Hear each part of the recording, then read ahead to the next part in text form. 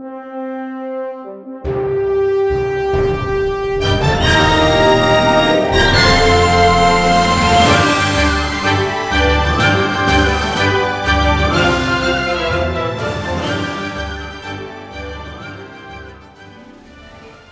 a geek, a nerd, a sci-fi junkie, a gamer, comic book collector, and a D&D fan. I think the fact that I was really unpopular in school as a kid, I got picked on, I got beat up, I got wedgied, I got my face stuck in snow, didn't have a lot of friends, didn't have any girlfriends. Until I was older, almost out of my teens, I had to find a way to escape. I turned to comic books and video games and science fiction. Amazing fantasy world. It really stimulated my imagination. I loved the whole otherworldliness. I loved things being more than reality. That really appealed to me. And then the adventure, the exploration, which comes part and parcel with any kind of sci-fi. It's always about exploration and the unknown, and I love that.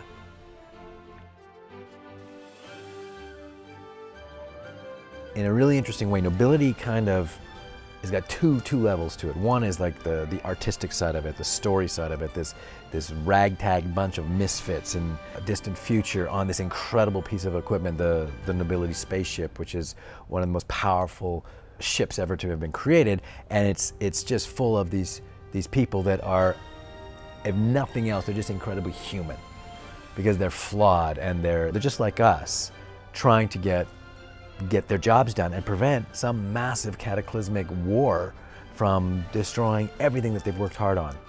And on the other side of it, Nobility represents the power of what sci-fi and fantasy and this whole genre really represents. Sci-fi is always something that has come from the fans. Star Trek was a huge flop when it first came out. It only became famous in reruns, and it became famous because of the fans. The fans made it popular. The fans realized this is an incredible piece of TV history here. Science fiction has always been about the betterment of humanity.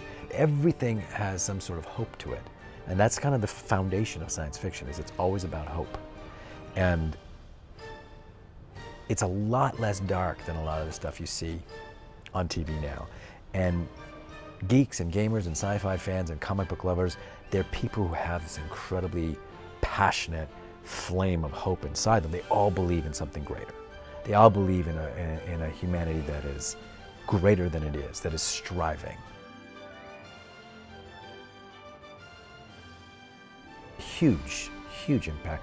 If you look at any of the major science fiction novels and movies from the 50s and the 60s, I would say 80% of the stuff that they talked about in those things that were complete fantasy have actually come to pass. If you look at the technology of like the tricorder scanner and the communicator or whatever, you have like MRI scanners and CAT scanners and X-rays, and you have a cell phone. This is more powerful than a mainframe computer from the 40s. You know, this could power Apollo 13. Do you know what I mean? So yeah, I mean, all of that stuff, which was just predicted as fiction, is now reality. And I think, from what I've heard from a lot of people who are in NASA and the space programs, a lot of them are geeks and nerds themselves that are inspired by science fiction.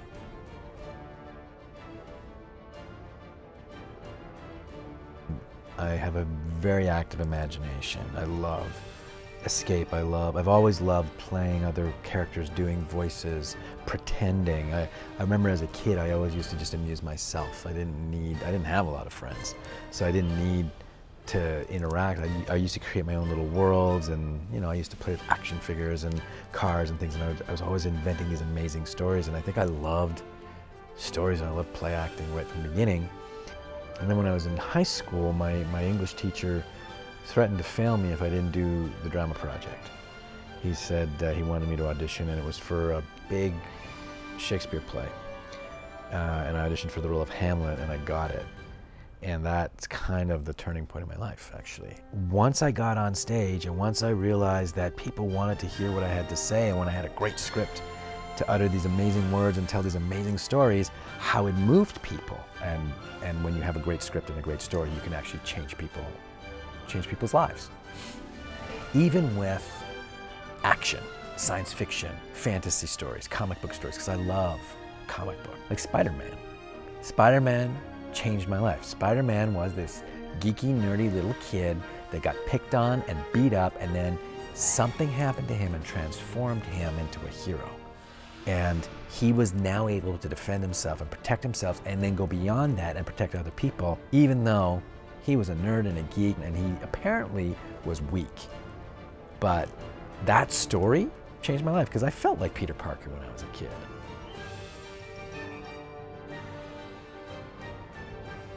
I think there's a lot of really creative people out there. The danger right now is that there's a lot of money going into visuals and the special effects. Until Battlestar, they weren't putting the type of energy into the story and the script and the characters that they had in the past or that they had in the written science fiction. They were putting a lot of energy into making these fantastic worlds look more and more and more real. And that was exciting for us for 10, 15, 20 years. You know, Star Wars blew us all away. And then the new Star Wars, I think they got too wrapped up in the special effects and the visuals, and they didn't put enough energy into the story like they did in the first series. Because the first series had a great story and great characters, because the technology didn't exist. So they couldn't focus on the technology. But then the second set came, and the technology exists now to make these worlds look photorealistic. So let's put all of our energy and our money into that, and we'll make story and character and layers a secondary. And I think that's a mistake. I'm a video game celeb right now. I've done a lot of video games like Assassin's Creed and Halo and Call of Duty and a bunch of others.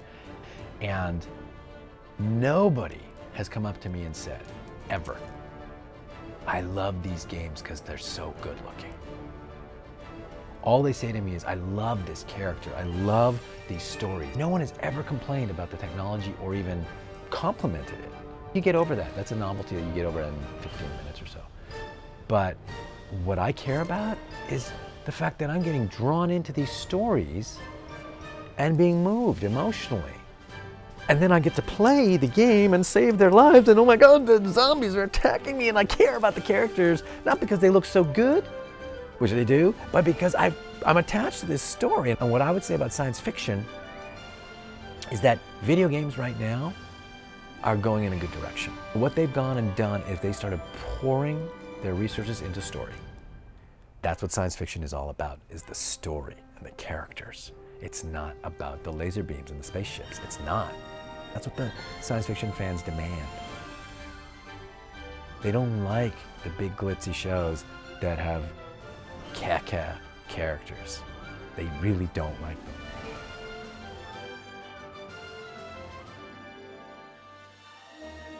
That's what Nobility is all about. Nobility is all about the fans. It's all about the people who made science fiction great. It's all about taking charge of telling really complicated, really layered stories with lots to say and great characters and great depth, which a lot of people who have the money, who make the decisions on things, are scared of. But when a project like this is funded by the people, those people are not afraid of taking risks because they're putting their money into a project because they already believe in that project and they want it to happen exactly the way the creators are envisioning it. It's like Seinfeld. You know, Seinfeld was a flop, again, but one executive believed in it and kept it on the air. And look what happens. It becomes one of the most successful shows ever in the history of TV. Because someone had the vision not to be afraid to take the risk. But that is rare. So that's why these types of things have to happen, is because it is so rare to get that kind of quality on the air. If the fans don't get involved in projects like this, which are risky, which are challenging, don't get made. And they don't happen until somebody has the cojones to invest and to put things together. The fans can actually bring this about by finding stories and projects that they love and supporting them. Because if you love Nobility, if you want to see this show made, and you believe in this vision, then support it and it'll happen. You know, maybe it's not going to be a $100 million project with like all the bells and whistles, but it is going to be entertaining, and it's going to be gripping, and it's going to be compelling, and it's going to be real, because anybody who steps on board with this project, like myself, I fell in love with the project because of the story, and because of the passion behind it, and because of the people that started getting involved in it, and because of the character that was shown to me of the captain of this Nobility ship. And I fell in love with that idea, and I want to make it good. I want to make it well. So if the fans want that to happen, they have to become part of the team. Get to that Indiegogo page and watch that video and listen to all of us passionate artists talking about it and see exactly what you need. And if you love that story, support it. Help fund it, and let's help us to make this dream a reality so you can enjoy it. Help me help you. Help me help you.